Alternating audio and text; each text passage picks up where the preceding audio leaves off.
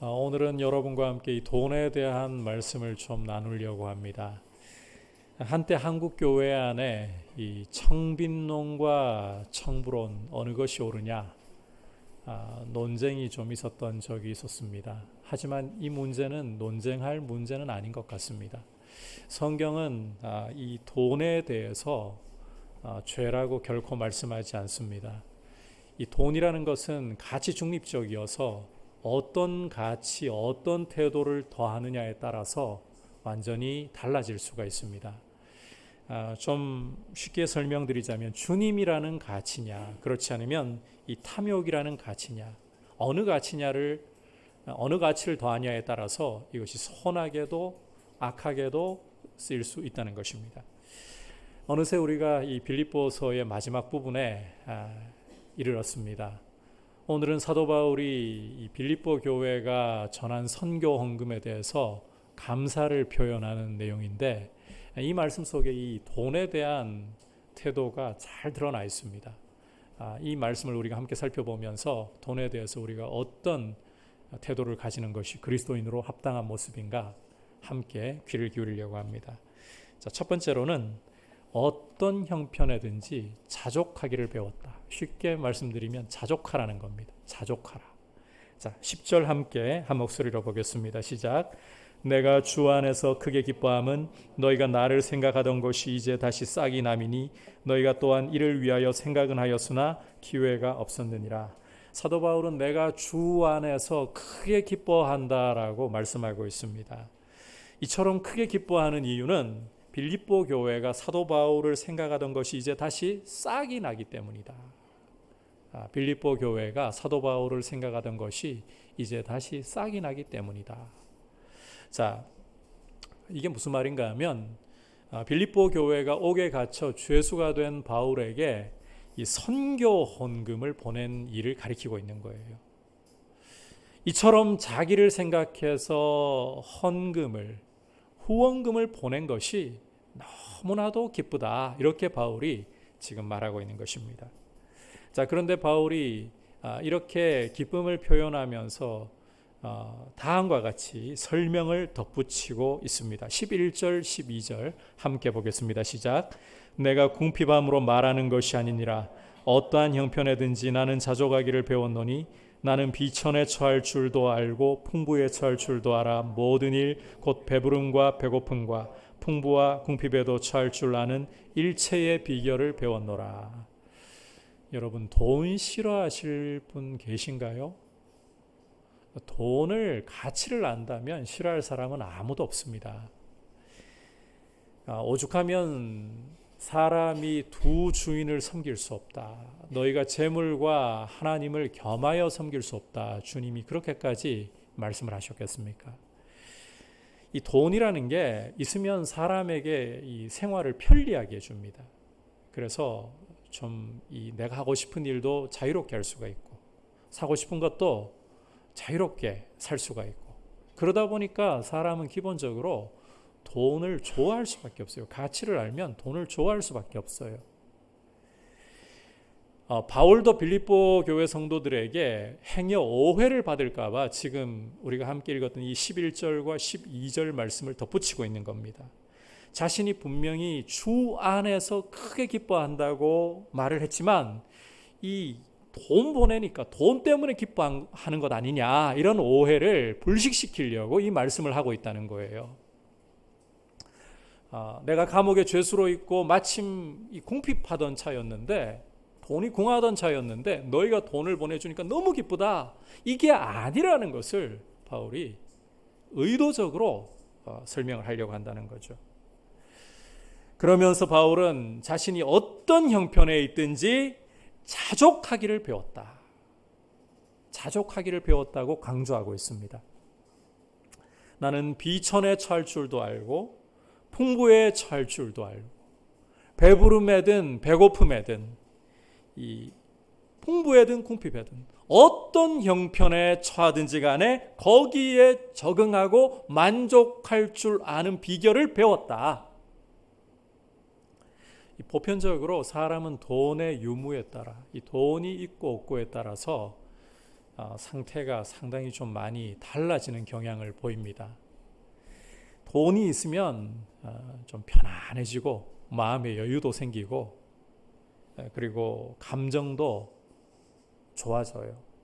반면에 돈이 없고 궁핍할 때는 이 짜증이 많고 또 불평도 많고 원망도 많이 터져나오곤 합니다. 하지만 바울은 자기가 돈이 있든지 없든지 풍부하든지 빈곤하든지 어느 형편에 있든지 그건 자기를 어떻게 할 수 없다는 거예요. 그 상황이 내 삶의 상태를 결정할 수 없다. 나를 주장할 수 없다. 왜냐하면 나는 어느 형편에 있든지 거기에서 만족하는 법을 배웠기 때문이다. 여러분, 굉장히 놀라운 이야기를 하고 있는 겁니다. 인생이 결코 돈에 의해서 좌우되지 않고 돈에 매이지 않는다는 놀라운 이야기를 하고 있는 거예요. 자, 그렇다면 바울은 어떻게 이렇게 돈에 매이지 않는 어느 형편에 있든지 만족할 줄 아는 법을 배울 수 있었던 것인가? 13절에서 그 비결을 보여주고 있죠. 함께 한 목소리로 보겠습니다. 시작. 내게 능력 주시는 자 안에서 내가 모든 것을 할 수 있느니라. 자, 우리가 함께 읽은 이 말씀에 대해서 이렇게 해석하는 경향들이 종종 있어요. 예수 그리스도 안에 있기만 하다면 무슨 병이든 다 고칠 수 있고 사업도 안 되던 것마저도 잘 일으켜 세울 수 있고 이 공부도 잘할 수 있고 무슨 일이든 다 성공할 수 있다. 하지만 바울이 이 말씀을 주고 있는 상황과 문맥을 여러분 주목해서 보십시오. 지금 그리스도 안에 있으면 불가능이 없다. 어떤 불치병도 고치고 돈도 잘 벌 수 있고 인생의 성공은 다 거머쥘 수 있다. 이런 상황, 이런 문맥이 아닙니다. 절대 아니에요. 그럼에도 불구하고 그런 식으로 이 말씀을 해석하는 분들 가운데는 간혹 무책임하게 돈 못 벌면 병 못 고치면 믿음이 없는 거야. 믿음 탓을 해버려요. 믿음 없다고. 절대 그런 뜻이 아니에요. 오히려 바울은 자기가 풍부해도 돈을 흥청망청 쓰거나 그걸로 남들보다 자기가 뛰어난 것처럼 어깨에 힘주지 않고 이 모든 것은 주님이 풍부하게 하신 것입니다. 주를 위해 잘 쓰라고 맡겨주신 것입니다. 주님께 영광을 돌리고 주님이 주시는 능력 안에서 자기가 이 궁핍할지라도 이 상황도 주님이 내게 주시는 상황이고 내 상황 주님이 아시고 영광 가운데 부족함을 채우실 것입니다. 나는 주님을 따르겠습니다. 이렇게 주님께 영광을 돌리고 바로 그 이야기를 하고 있는 거예요. 그렇게 할 수 있는 비결이 바로 주님이 능력을 주시기 때문이라는 거예요. 어느 상황에 있든지 그 상황에 적응하고 거기서 주님 때문에 만족할 수 있는 이 능력을 이야기하는 겁니다. 이 능력은 바로 주님이 주시는 능력이라는 것입니다. 주님께서 내게 능력을 주시니 이렇게 할 수 있는 겁니다. 여러분, 이게 참 인생에서 중요한 능력이에요. 우리는 이 눈에 보이는 것을 능력으로 여기고 추구하기가 참 쉽습니다. 어려운 환경이라 할지라도 그것을 내가 좀 순탄하게 갈 수 있도록 그렇게 장애물 다 제거해버리고 걸림돌 다 제거해버리고 펼쳐주는 것, 이런 걸 능력이라고 생각을 하고 내가 원하는 대로 일이 이루어지는 것을 그런 도움을 능력이라고 생각하는 경향이 있어요. 하지만 여러분, 진짜 능력은 내가 처해 있는 상황이 어떠하든 내가 처해 있는 환경이 어떠하든 그 가운데서 주님을 바라보면서 주님을 신뢰하면서 주님과 동행할 수 있는 것입니다. 이게 진짜 능력이에요. 여러분, 환경 바꿔가지고 내가 거기에 맞춰 살아가는 거야 못할 사람 누가 있습니까? 나한테 어려운 상황 수월하도록 바꿔주면 거기에 잘 살아갈 수 있는 거 누구나 다 할 수 있는 일이죠. 우리의 존재가, 우리의 그릇이 바뀌는 것, 어떤 형편에 처해 있더라도 그 속에서 흔들림 없이 주님을 바라보고 눈물 나고 괴로워도 주님을 신뢰하면서 주님을 따라가려고 하고 주님 안에서 기뻐하려고 하는 것, 이게 능력이라는 거예요.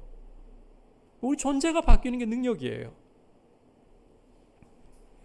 이걸 오늘 이 돈에 대한 이야기에서 좀 바꿔서 표현하자면 돈의 노예가 되지 말라는 겁니다. 사도 바울은 디모데에게 편지를 보내면서 돈을 사랑함이 일만하게 뿌리라고 선언을 하고 있습니다. 여러분, 이 말씀을 오해하지는 마시기를 바랍니다. 사람은 본성상 돈의 가치를 아는 한 돈을 좋아하게 마련이에요. 돈이 내 생활에 편리를 주니까 돈 좋아하게 마련이에요. 그 자체를 가지고 죄라고 성경은 정죄하지 않아요. 중요한 것은 돈의 노예가 되는 것을 말하는 겁니다. 돈에 따라서 내 인생이 결정되는 것을 말하는 거예요. 여러분, 우리 인생의 걸음을 걸어갈 때에 이 걸음을 결정하는 것은 주님이시고 주님의 말씀이 되어야 할 줄 믿습니다. 그런데 돈이 내 인생을 결정해 버린다면, 내가 인생의 중요한 이 기로에 서서 선택을 할 때에 돈이 내 인생의 결정이 되어 버린다면 주님이 아니라 돈의 노예가 되어 있는 거예요. 돈에 매여 있는 거예요. 옳은 일이라도 돈 안 되면 우리는 가야 되는 거 아닙니까? 여러분, 성도는 돈 안 돼도 주님이 옳다고 하시면 가야 되는 거예요. 돈이 돼도 주님이 그 길이 아니라고 말씀하시면 성도는 가지 말아야 되는 거예요.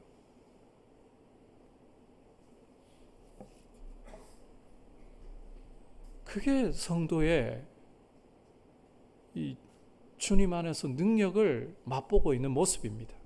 돈에 의해 인생이 결정되지 않고 주님의 말씀이 나를 결정하고 내 인생의 걸음을 결정하고, 그 주님의 말씀을 따라서 살다 보니까 풍부해도 교만해지지 않고, 가난해도 신세한탄이나 원망에 빠지지 않고 여전히 주님을 사랑하고 여전히 주님을 신뢰합니다. 이게 자족하는 모습이에요. 여러분, 이런 모습으로 돈에 대해서 우리가 제대로 주님께 충성하는 모습을 보일 수 있고, 돈의 노예가 되지 않고 주님께 거룩한 노예가 되는 우리의 삶이 될 수 있기를 축복합니다. 두 번째로, 돈에 대해서 어떤 태도를 취할 것인가 한번 따라합시다. 복음에 참여하는 것이 기쁘다. 복음을 위해 돈을 쓸 줄 알아야 된다는 거예요. 하늘의 보물을 쌓아두라는 겁니다. 앞서 바울은 빌립보 교회가 선교 헌금을 보낸 것에 대해서 크게 기뻐한다. 하지만 이것은 내가 단지 돈이 궁하던 차에 돈을 받게 되어서 돈 때문에 기쁜 것이 아니라고 분명하게 선을 그었습니다. 자, 그렇다면 바울이 구체적으로 무엇을 기뻐했단 말인가? 자, 14절 함께 읽어보겠습니다. 시작. 그러나 너희가 내 괴로움에 함께 참여하였으니 잘하였도다. 사도 바울은 이 빌립보 교회가 자신에게 선교 헌금을 보낸 것이 자신의 괴로움에 참여한 일이라고 칭찬을 하고 있습니다. 여기 괴로움이라는 것은 사도 바울이 감옥에 갇힌 죄수가 된 상황을 가리키고 있습니다. 자, 그런데 여기에서 굉장히 우리가 중요하게 생각해야 할 한 가지 요소가, 무엇 때문에 바울이 이렇게 감옥에 갇힌 죄수가 되었느냐 하는 점입니다. 무엇 때문에? 이미 사도 바울은 1장에서 13절에서 이렇게 말씀을 했습니다. 이러므로 나의 매임이 그리스도 안에서 모든 시위대항과 그 밖에 모든 사람에게 나타났으니. 이 무슨 말인가 하면요, 바울이 감옥에 갇혀서 죄수로 있는 이 일이 무슨 잘못한 일이 있거나 범죄 사실이 드러났기 때문이 아니라, 그런 일은 아예 없어요. 그리스도를 위한 것이라는 말이에요. 우리말 번역에 그리스도 안에서 이 부분을 그리스도를 위해서라고 번역을 해야 원문의 의미가 더 잘 살아납니다. 그리스도를 위해서 내가 죄수가 되었다는 거예요. 이게 시위대 안에, 그 밖에 모든 사람들 안에 다 이미 사실로 드러났다. 그렇다면 빌립보 교회가 선교 헌금을 보내서 옥에 갇힌 바울에 참여한다는 것은 단순히 바울 개인의 고난에 참여하는 것이 아니라 무엇을 위해서? 그리스도를 위해서, 복음을 위해서 이 헌금을 드린 것이다. 바로 이 일을 잘했다고 바울이 크게 기뻐하면서 칭찬하고 있다는 거예요. 바울은 이뿐만 아니라 이전의 빌립보 교회가 이 복음을 위해 참여한 일에 대해서도 잊어버리지 않고 있습니다. 여러분이 계속해서 15절과 16절 말씀을 보시면 이전에 자신에게 선교헌금 보냈던 거 다 기억을 해서 상기시켜주고 있죠. 내가 마게도냐를 떠날 때, 마게도냐 지역에 복음 전해서 교회를 세우고 떠날 때에 너희가 유일하게, 교회 중에 너희가 유일하게 한 번, 그리고 내가 데살로니가에 있을 때 2번 복음을 위해 이렇게 헌금을 드리면서 참여했던 것 절대로 잊어버릴 수 없다. 주님이 너희 이렇게 헌신한 것 절대 잊어버리지 않으신다. 17절 18절에서는 이 부분을 좀 더 객관적으로 분명하게 드러내고 있습니다. 먼저 여러분께서 17절 말씀을 좀 보시면 바울은 자기가 선물을 구하는 것이 아니라고 강조를 하고 있어요.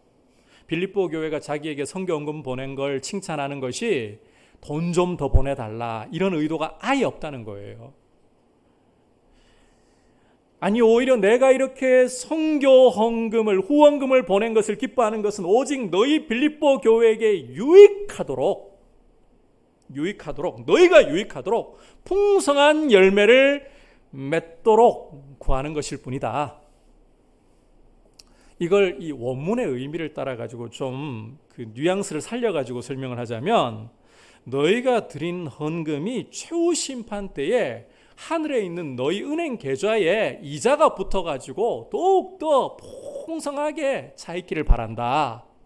이런 말을 하고 있는 거예요.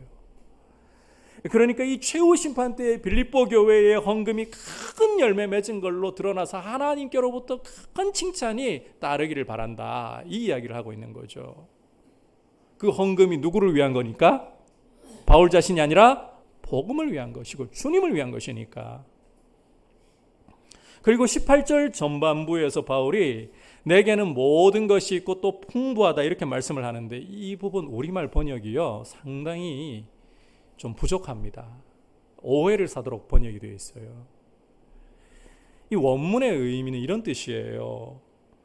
너희가 보낸 선교 헌금을 내가 제대로 받았고 풍부하게 받았다, 이 뜻이에요. 무슨 말인가 하면 에바브로디도 편으로 선교 헌금을 붙인 것에 대해서 바울이 제대로 받았다, 영수증을 발부한다는 뜻이에요. 원래 원문의 뉘앙스가 그런 거예요. 영수증을 발부한다. 개인적인 용도로 쓸 것 같으면 굳이 영수증까지 그렇게 발부할 필요가 있겠나. 하지만 이것이 나한테 온 선교 헌금이지만 나를 위한 것이 아니라 복음을 위한 것이기 때문에 내가 너희에게 잘 받았다, 영수증을 발부한다. 이 편지로 이렇게 설명을 하고 있는 거예요. 그래서 18절 후반부를 보시면 그 헌금이 하나님이 받으실 만하고 기뻐하실 향기로운 제사다. 왜? 바울 자신을 위해 준 걸로 바울이 여기지 않고 누구를 위한 것으로? 그리스도를 위한 것으로, 복음을 위한 것으로 여기고 있기 때문에 하나님이 그렇게 여겨주신다는 거예요. 정리를 해보면 27절과 18절의 설명을 통해서 바울은 자신이 이 선교 헌금을 통해 개인적인 이익을 보려고 하는 것이 아주 없다. 그러면서 이 헌금이야말로 나 바울 개인이 아니라 주님을 위해, 복음을 위해 쓰임받도록 내가 받았다. 이 영수증을 발부하고 있다는 거예요. 너희의 이 물질이 하나님 나라를 위한 것이다. 그러니까 너무 기쁘고 칭찬이 그냥 터져 나오는 거죠. 여러분, 이걸 보면 우리가 돈을 쓰더라도요, 복음을 위해 잘 쓰는 게 얼마나 주님 기뻐하시는 일인가, 이게 이 말씀에서 잘 드러나고 있는 거예요. 돈을 잘 쓸 줄 알아야 돼요. 우리가 이 물질에 대한 이 가치관이 제대로 서 있어야 합니다. 여러분, 우리가 직장 생활을 하고 받는 월급이라든지 또 사업을 해서 얻게 되는 이 모든 수익들이 근본 누구의 것입니까? 주님 것 아닌가요? 주님이 나한테 재물 얻을 능을 주셔가지고 이렇게 맡겨주신 거 아닌가요? 내 것이기 이전에 주님이 나한테 맡겨주신 것이다. 이 생각을 우리가 분명히 할 수 있어야 돼요. 11조의 의미도 바로 거기서부터 출발하는 거예요. 여러분, 하나님이 돈 없어가지고 요즘 그 교회에 대한 뭐 소식 올라오면 댓글 달리는데, 교회는 그 우리 목회자들은 전부 다 저 돈으로 배불리려는 도둑놈들, 이렇게 댓글이 거의 달리고, 안 믿는 사람들 댓글이 그래요. 신천지도 조작을 하는지 모르겠습니다만, 교회는 뭐 돈 벌기 위해 뭐 주일날 이렇게 모이는 것처럼 이야기를 하는데, 11조 여러분, 하나님이 돈 없어가지고 여러분한테 11조 바쳐라, 감사헌금 바쳐라, 뭐 주일헌금 바쳐라 이러실 분이십니까? 이 온 우주 만물이 하나님이 창조하셨고, 우리의 생명과 우리의 쓰고 있는 이 모든 것 하나님이 주인으로서 우리에게 은혜 가운데, 영광 가운데 공급을 해주시는 거예요. 그러한 분이 뭐가 아쉬워가지고, 하나님께는, 여러분 이사야 말씀 읽어보세요. 섬이라는 것은 통에 한 방울 물 같을 뿐이에요. 하나님께 수많은 짐승을 잡아서 이 제사를 드린들, 그 하나님께서 그것 때문에 기뻐하신 거 아니에요. 만물이 다 주님 건데. 그런 분에게 우리가 11조를 드린다는 것이, 여러분, 내 것을 가지고 마치 하나님께 선심 쓰듯이 드린다, 천만에요. 이 모든 내게 주신 이 물질이 하나님께로부터 왔고 하나님이 맡겨주신 것이기에 하나님 것임을 인정합니다.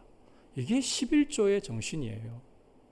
그리고 나머지 재물도 하나님 맡겨주신 것이니 정욕을 위해, 내 육체의 정욕을 위해가 아니라 내 필요한 생활에 필요한 것들을 채우는 것도 내 삶을 주님 기뻐하시는 대로 살기 위해. 여러분, 여러분의 삶에 필요한 부분들, 그 월급 받으셔가지고 또 수입을 얻으셔가지고 쓸 수 있잖아요. 그 죄가 아니잖아요. 이게 뭐 문제 있는 건가요? 그렇게 생각하시면 극단이고 잘못된 거예요. 하나님이 주신 것 가지고 우리 생활을 얼마든지 할 수 있어요. 그런데 정신은 이거예요. 내 생활에 필요한 부분들을 위해서 돈을 지출하더라도 내 삶이 누구를 위해 드릴 것인가? 이 제대로 된 생각을 가지고 물질을 내 삶에 필요한 부분들 위해 쓴다면 주님을 위해 쓰고 있는 거예요. 그것도 무슨 말씀인지 이해하시겠죠? 하늘의 보물을 쌓는 방식으로 내 필요를 채워가고, 또 여러분, 주님이 우리 삶에 감동을 주시고 부담을 주실 때가 있어요. 그럴 때는 가난한 이웃에게, 형제에게 나눌 줄도 알고, 또 선교사님들 중에 어려운 분들이 보이잖아요. 부담이 되죠. 그럴 때는 주님이 나누라고, 좀 내가 얼마라도 있으면 그거 나누라고 주시는 부담이에요. 그렇게 함으로 보물을 하늘에 쌓아야 돼요. 여러분, 이 땅에서는 주님이 말씀하셨습니다. 도적이 구멍을 뚫고 훔쳐가고 종과 동록이 쌓아놓은 것을 먹어버린다고 말씀을 하셨어요. 하지만 하늘의 보물을 쌓아둘 때 누구도 앗아갈 자가 없습니다. 오히려 오늘 바울의 설명을 들어보면 하늘의 보물을 쌓아놓으니까 이자가 붙어가지고 최후 심판의 날에 주님이 보시고 칭찬하실 그런 열매가 된다는 거예요. 여러분, 그렇게 주님 앞에서 돈의 노예로 살지 마시고, 내 삶의 필요를 위해서 돈을 쓰더라도 내 삶을 주를 위해 드리기 원하고, 그래서 내 삶의 필요조차도 주님을 위한 것이 되기를 원합니다. 이런 정신 가지고 그렇게 주님 앞에 물질 생활도 충성되게 주님 앞에 아름답게 할 수 있기를 축복합니다. 자, 계속해서 한 가지만 좀 더 살펴보도록 할게요. 오늘 이 빌립보 성도들이 이 사도 바울에게 선교 헌금을 보낸 부분에서 이 점을 놓치고 가서는 안 됩니다. 여유가 있었기 때문에, 할만했기 때문에 선교 헌금을 보낸 것이 아니다. 자, 우리 같이 19절 20절에서 확인해 보겠습니다. 시작. 나의 하나님이 그리스도 예수 안에서 영광 가운데 그 풍성한 대로 너희 모든 쓸 것을 채우시리라. 하나님 곧 우리 아버지께 세세 무궁하도록 영광을 돌릴지어다. 아멘. 자, 방금 읽은 이 말씀은 이 빌립보 교회의 사정을 염두에 두고 바울이 축복하는 내용이에요. 축복. 만약에 빌립보 교회가 물질적으로 풍족했다면 이런 축복을 굳이 곁들이지 않았을 거예요. 다른 축복을 했을 거예요. 그런데 빌립보 교회의 성도들 대부분은 가난하고 이 외부로부터 예수님을 믿는다는 것 때문에 박해를 받고 있었습니다. 이 사정을 바울이 너무 잘 알고 있는 거예요. 그래서 한편으로는 가슴이 굉장히 너무 기쁘면서도 가슴이 굉장히 아파요. 그래서 하나님 아버지께서 그리스도 예수 안에서 영광 가운데 그 풍성한 대로 너 있을 것 채워주신다. 그리고 그 신뢰로 그 다음에 하나님 아버지께 영광을 돌려드리면서 반드시 그렇게 하실 것이다. 하나님 아버지께서 영광을 받으시기를 원한다. 그렇게 하실 분이기 때문에. 이게 그 뜻이에요. 19절 20절이. 이걸 보면 여러분, 결국 중요한 것은 있느냐 없느냐의 문제가 아니라 마음과 태도의 문제라는 겁니다. 마음과 태도의 문제. 종종 우리는 주님께 이렇게 말씀을 드릴 때가 있곤 합니다. 주님, 저한테 이 물질의 복을 주시고 건강의 복을 주시고 자녀의 복을 주시고 필요한 성공을 거두게 해주신다면 그때 신나게 주님 한번 섬겨보고 멋지게 주님 한번 섬겨볼게요.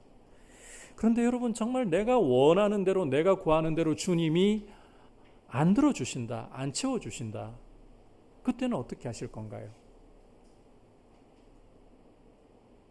있던 재물마저 손해가 나서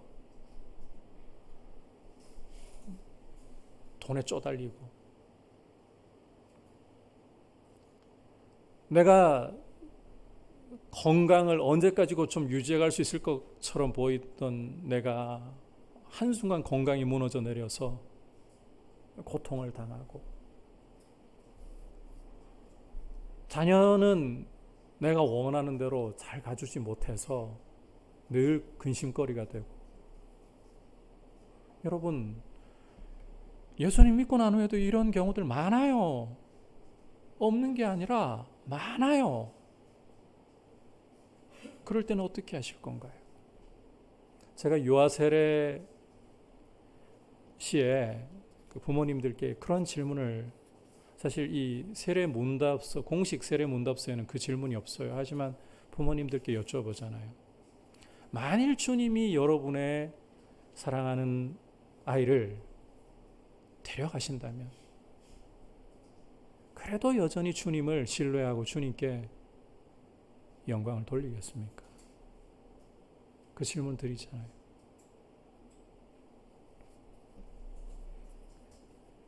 예수님을 잘 믿어도 그런 일들이 올 수가 있어요. 내가 기도한 대로, 내가 바라는 대로 다 주님이 이루어 주셔야 되는 거 아니에요. 내가 원하는 대로 주님이 다 끌려오셔야 된다면 그건 알라딘의 이 마술 램프에 살고 있는 지니이지. 그분은 내 주님이 아니죠.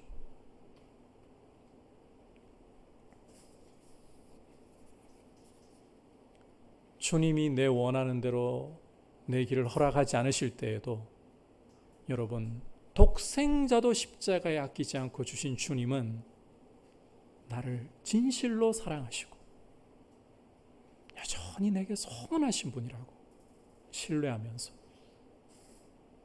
그분을 따라야 되는 거 아니겠습니까? 그게 우리의 도리 아니겠습니까? 그런데 내 부탁 안 들어주시는 주님, 정말 살아계신 건가? 정말 나를 사랑하시는 건가? 이런 경우들이 많을 수 있다는 거예요. 아니, 많아요, 사실. 안타깝게도. 그런데 여러분, 빌립보 교회를 보십시오. 이들은 할만했기 때문 아니었습니다. 여건이 되어서가 아니었습니다. 궁핍한 중에도, 극심한 환난 중에도 이들은 힘을 다해서 주의 복음을 위해 할 수 있는 지금이라는 때에 헌신을 한 것입니다. 여러분, 여유가 생길 때에, 내가 좀 할만하다 싶을 때에 그때 가서 주님을 섬기겠다고 하시면 안 돼요. 지금이라는 때에. 이것은 단지 물질에 대한 부분만 이야기 드리는 것이 아닙니다.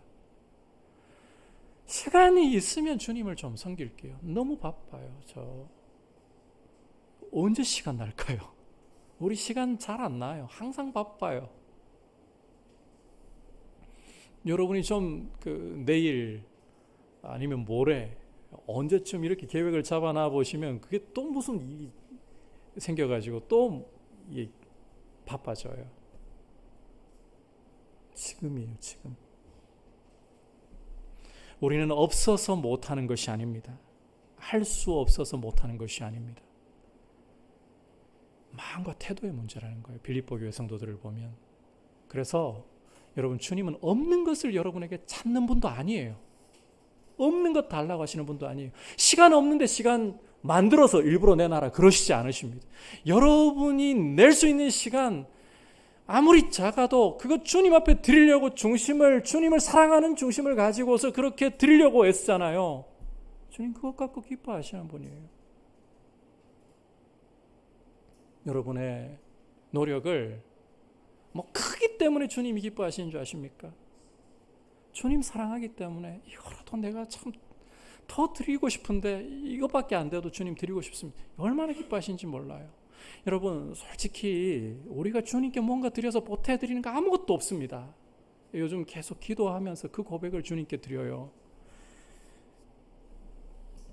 교회를 제가 개척한 것도 아니죠. 주님이 개척하라고 말씀하시고 여기까지 오게 해주셨으니까 이렇게 왔는데, 밖에서는 저희 교회가 그래도 잘 성장하고 또 그런 이야기를 해주더라고요. 박창규 목사 성공했네. 그런데 제가 목회를 잘하거나 뭔가 대단한 일을 해서 교회가 여기까지 온 게 절대로 아니에요.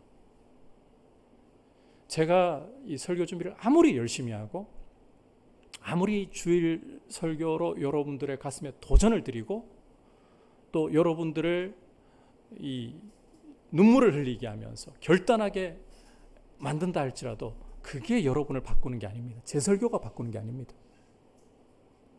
물론 저는 최선을 다해서 하나님의 말씀을 여러분들에게 잘 먹여드리기 위해서 노력해야 돼요. 최선을 다해야 돼요. 하지만 최선을 다했기 때문에 정말 설교 준비가 너무너무 잘 되었기 때문에 여러분들이 변하고 여러분들이 바뀌는 것이 주님 닮아가는 주님의 사람들이 되는 것이 아닙니다. 저는 주님께 보태드릴 수 있는 게 아무것도 없어요. 주님이 하시는 거예요. 이렇게 생각하시면 좀 쉬울 것 같아요.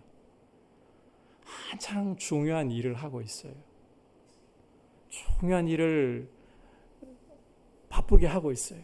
그런데 이제 사랑하는 내 아이가 아장아장 이제 걸으면서 아빠 하고 와요. 그러고는 무릎에 딱 앉히니까 아빠 나도 해보고 싶어요. 펜 가지고 한참 하고 있던 작업에 뭔가를 열심히 지 나름대로 아빠 도와드릴게요 하면서 그려버려요.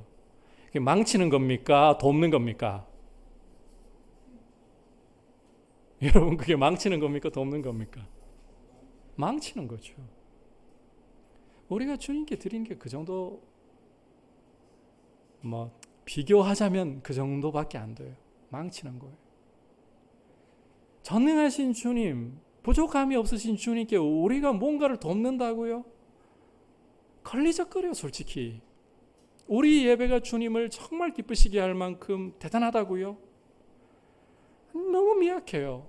우리 죄 없이 정말 주님 앞에 순백으로 이 자리에 나와 앉아 있을 수 있는 분 누가 있습니까? 강단에 올라서기 전에 저도 제 마음속에 죄 지을 생각들이, 유혹들이 올라오는 걸 느낄 때가 많은데요. 우리 그러지 못하잖아요. 그런데 우리 아버지께서는 우리의 형편없는 모습이라 할지라도 그 크신 자비로, 그 크신 긍휼로 받아주시는 거예요.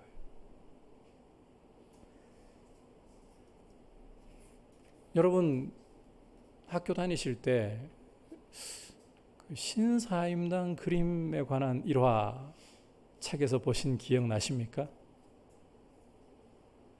일을 하다가 어떤 사람이 이 치마에다가 쏟아버려가지고 치마가 얼룩져가지고 엉망이 되었는데 신사임당이 붓으로 거기다가 그림을 그려주는데 이 명작이 되어버리는 거잖아요. 우리가 주님께 뭔가를 해드린다고 우리 딴에는 우리 나름으로는 뭔가를 주님께 드리고 그게 대단한 것처럼 생각하기 쉽습니다만 아이가 아빠 도와드리겠다고 작품 망치는 거나 다름없어요. 그런데 하나님의 전능하신 손은, 하나님의 그 자비하신 손은 그런 형편없는 우리의 작품을, 우리의 이 망작을 위대한 작품으로 더딥히시는 거예요. 그렇게 우리를 사용하시는 겁니다. 우리가 잘해서 뭔가 대단한 걸 드려서, 그렇게, 여러분 제가 목회 잘해서 교회가 쓰는 게 아니고 형편없는 목회라도 주님이 긍휼로 붙들어 주시고 그렇게 주님의 뜻을 위해서 긍휼로 써 주시니 되는 거예요. 우리가 주님께 뭔가를 드리는 게 대단하다고 생각하지 마십시오.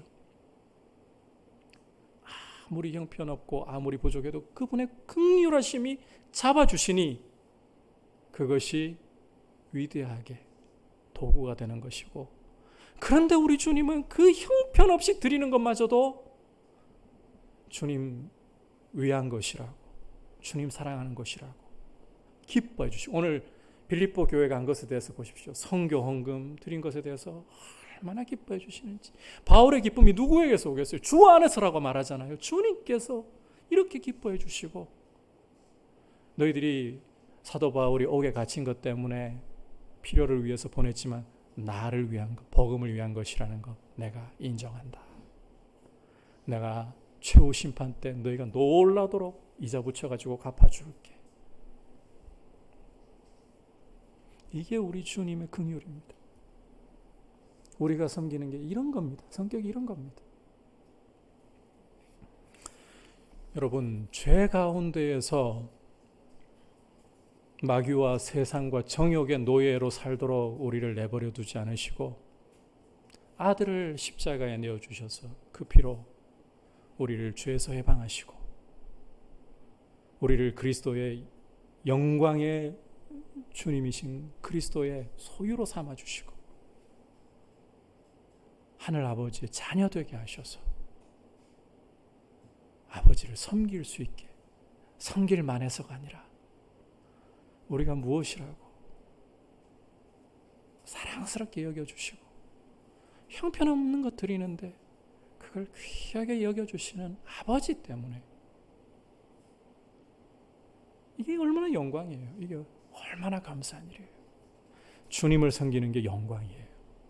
여러분, 죄 가운데서 마음대로 할 수 있는 것이 자유와 영광이 아니라 나를 위해 생명 주시고 그 존귀하신 주님이 생명 주시고 나의 형편없는 봉사와 예배와 섬김을 받아주시는 것이 영광입니다. 이 영광을 우리가 이 긍휼의 풍성함을 알고 주님을 섬길 수 있는 것에 기뻐하면서 지금이라고 하는 때 여유를 기다리지 말고 지금이라고 하는 때에 주님을 섬길 수 있는 것으로 맡겨주신 것을 가지고 섬기기를 축복합니다. 오늘 이 선교 헌금에 대한 바울의 감사를 통해서 물질에 대해서, 돈에 대해서 어떻게 말씀하는가 귀를 기울여 보았습니다. 첫 번째로 그리스도 안에서 풍부하든 빈곤하든 어떤 처지에 있든 자족하는 법을 배워야 돼요. 여러분, 내게 능력 주시는 자에서 내가 모든 것을 할 수 있느니라, 이것은 그리스도 안에서 뭐 인생의 성공 다 거둘 수 있다 이 뜻이 아니라 어느 형편에 있든지 거기에 만족할 줄 아는 법을 내가 배웁니다, 이 뜻이에요. 그렇게 그리스도 안에서 자족하는 법을 배우시기를 축복합니다. 두 번째로 하늘에다 보물을 쌓되 내가 지금이라고 하는 때에, 여유가 있을 때가 아니라 지금이라고 하는 때에 할 수 있는 것으로 주님 앞에 드림으로 형제와 자매들을 섬김으로 그렇게 귀하게 쓰임 받으시기를 축복합니다. 이제 말씀을 생각하면서 함께 390장 고백을 드리도록 하겠습니다.